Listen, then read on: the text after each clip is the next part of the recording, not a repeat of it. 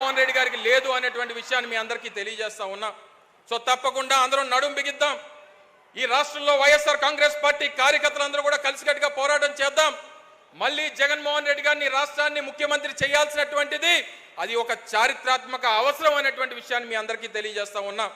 చాలా మంది నా సోదరుడు భరత్ని అనకాపల్లి నియోజకవర్గ సమన్వయకర్తగా ప్రకటించిన తర్వాత చాలా మంది అడిగారు అనకాపల్లికి భరత్ని పెట్టారు అన్నా, నీ పరిస్థితి ఏంటి, నువ్వెక్కడి నుంచి పోటీ చేస్తున్నావు, నువ్వెక్కడి నుంచి రేపు పోటీ చేయబోతున్నావు అని చెప్పి చాలా మంది అడిగారు. నేను జగన్మోహన్ రెడ్డి గారికి మాటిస్తా ఉన్నా, జగన్మోహన్ రెడ్డి గారికి ఈ వేదిక మీద నుంచి మాటిస్తా ఉన్నా. నాకు జగన్మోహన్ రెడ్డి గారు ఉమ్మడి విశాఖపట్నం జిల్లాకి డిప్యూటీ రీజనల్ కోఆర్డినేటర్గా నన్ను జగన్మోహన్ రెడ్డి గారు నియమించారు. ఈ వేదిక మీద నుంచి అడుగుతున్నటువంటి ప్రతి ఒక్క ప్రశ్నకి ఈ రాష్ట్రంలో ఉన్నటువంటి అనేక మీడియా ఛానల్స్ కానివ్వండి, లేదా ఈ జిల్లాలో ఉన్నటువంటి వైఎస్ఆర్ కాంగ్రెస్ పార్టీ కార్యకర్తలకు కానీ జగన్మోహన్ రెడ్డి గారు సాక్షిగా తెలియజేస్తా ఉన్నా, నేను రాబోయేటువంటి ఎన్నికల్లో జగన్మోహన్ రెడ్డి గారి విజయం కోసం ఈ ఉమ్మడి విశాఖపట్నంలో జిల్లాలో ఉన్నటువంటి 15 నియోజకవర్గాల కోసం పనిచేస్తా.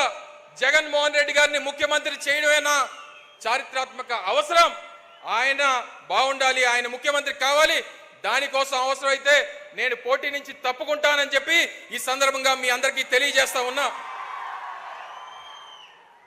అందరి తలరాతులు భగవంతుడు రాస్తాడు.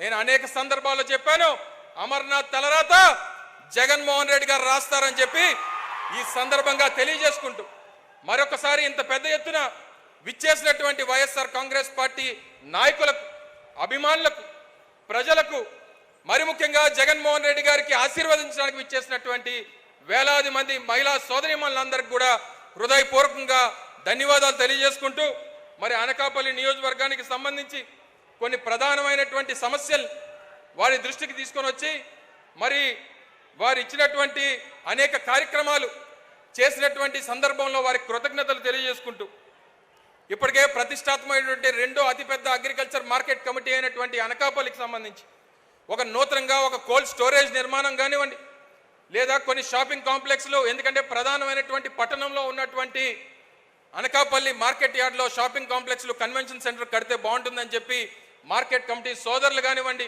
అక్కడ ఉన్నటువంటి కమిటీ సభ్యులు కానివ్వండి, అందరూ కూడా అడిగారు గౌరవ ముఖ్యమంత్రి గారిని. వారిని కోరుతా ఉన్నా, ఒక 5 కోట్ల రూపాయలు దానికి తమరు శాంక్షన్ చేయాల్సిందిగా కోరుతా ఉన్నా.